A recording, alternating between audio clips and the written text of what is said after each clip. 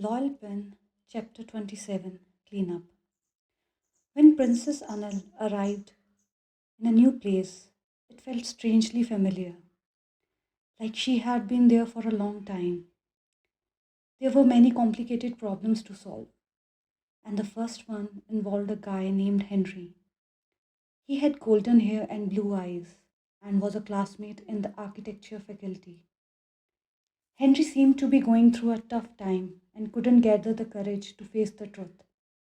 Despite Princess Anil repeatedly saying no to him, it seemed like he didn't hear her and kept waiting for her patiently in different places around the campus.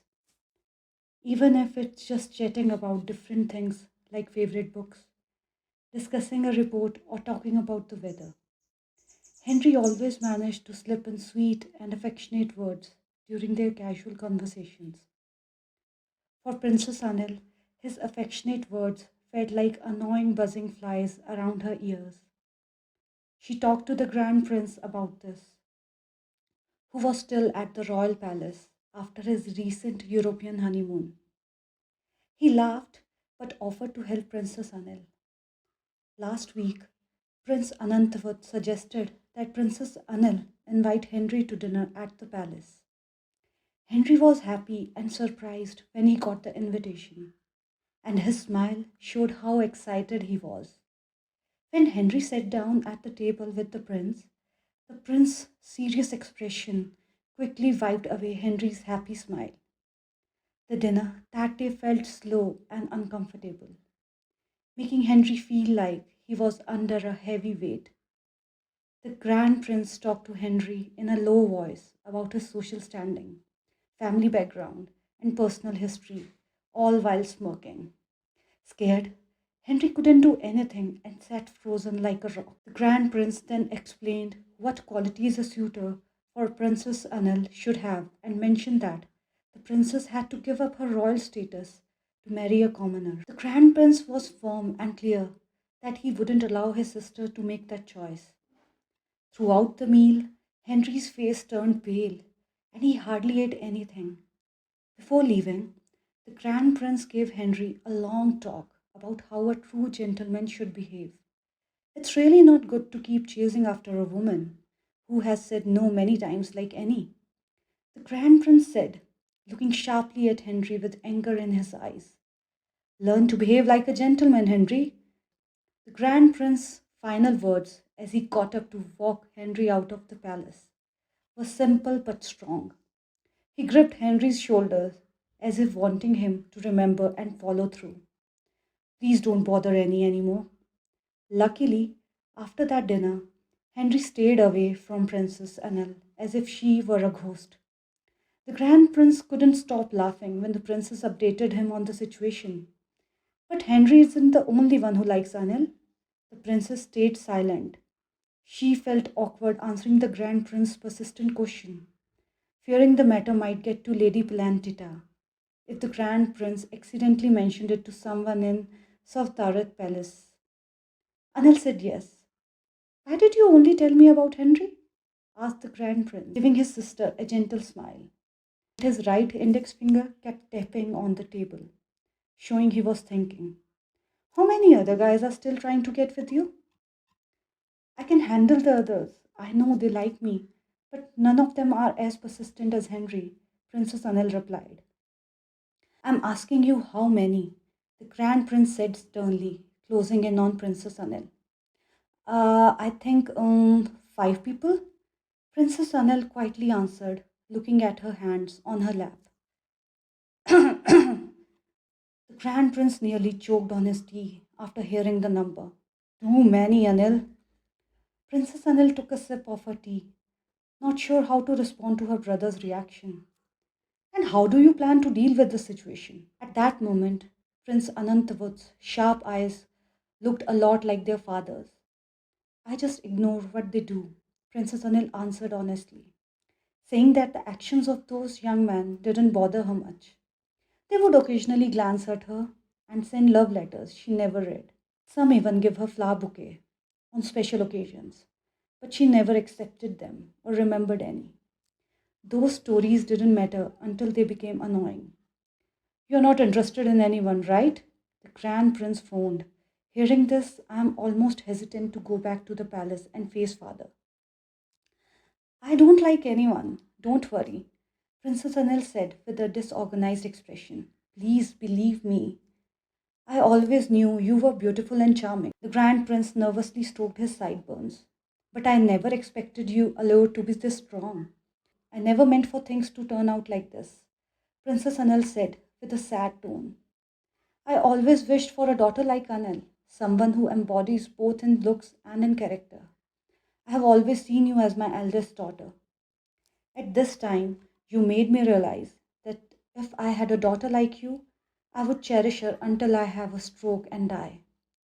Princess Anil laughed when she heard the Grand Prince's word, especially when she saw his surprised face. He seemed genuinely serious, without pretending. Princess Anil admired her oldest brother. You say it as if you don't want your daughter to be like me? However, I still want her to look like you, the Grand Prince said with a smile, watching Princess Anil's somewhat displeased expression. If you have a daughter, what would you name her? I intend to name her Alinlada, the Grand Prince responded sweetly. So it would sound like Anil's? Hearing that, Princess Anil's eyes lit up enthusiastically. She realized and acknowledged the love of the Grand Prince that had always been there. It felt even more profound and tangible than she had ever imagined.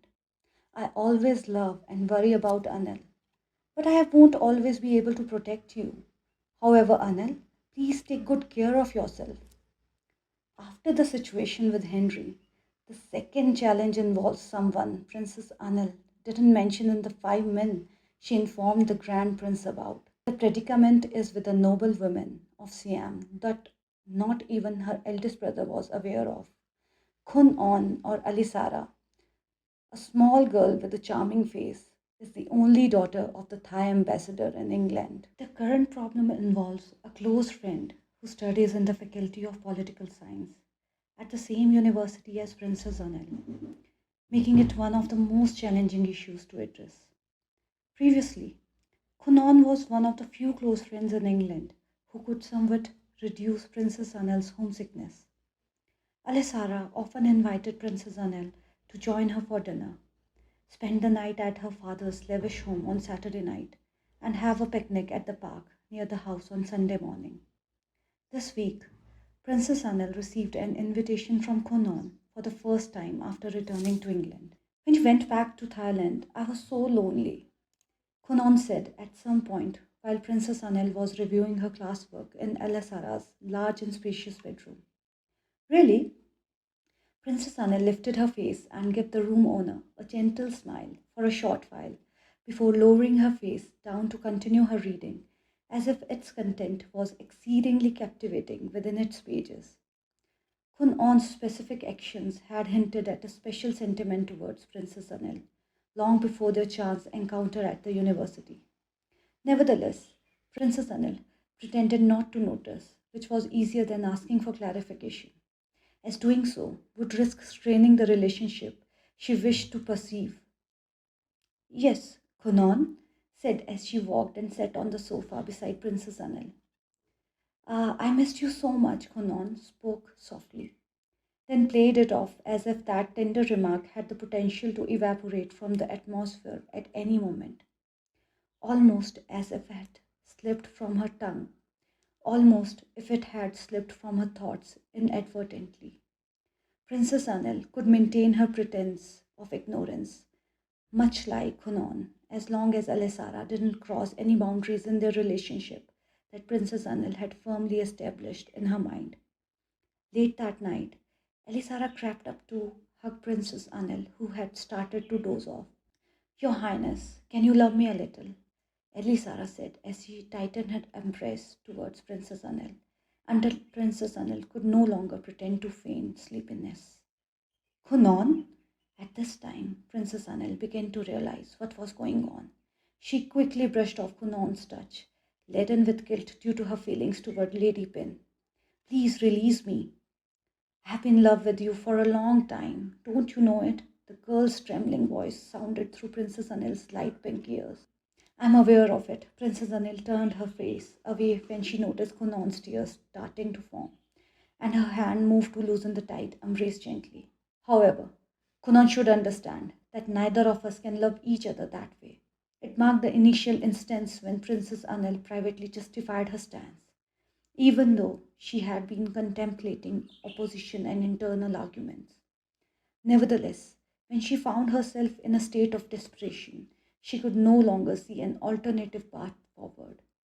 The only way Princess Anil can move forward would set boundaries of sexual restrictions to leave Kunon with no alternatives. You're an ambassador's daughter. I'm a princess of the Sartarit family. No matter where you turn, there's no escape. This doesn't include the most important reason. I don't have romantic feelings for you as a lover at all. After Princess Anil's clear statement, Alisara kept her head bowed and wept throughout the night, leaving Princess Anil overwhelmed with guilt. After that difficult night, the ambassador's daughter didn't invite Princess Anil to have dinner again. However, Princess Anil's hope for having a close friend hadn't completely faded. Even if there weren't a single person in the entire world willing to befriend her without any ulterior motive, her close friend Emma would not be mean to her like others.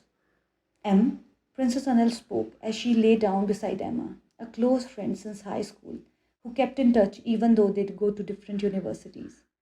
Hmm, Emma replied, cherishing the sunny days she had experienced in London. I'm tired, Princess Anil said fearingly.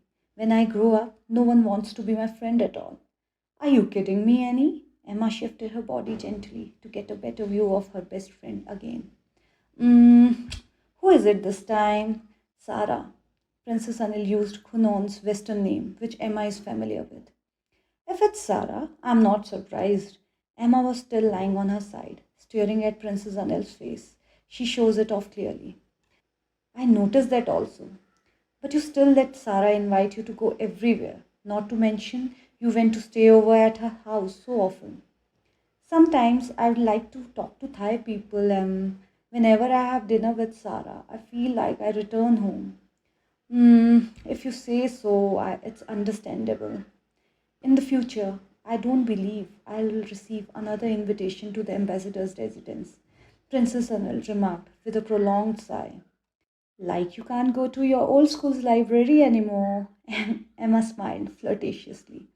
The other day, Miss Helen asked about you too. Princess Anil's slender brow twitched when she heard Helen's name.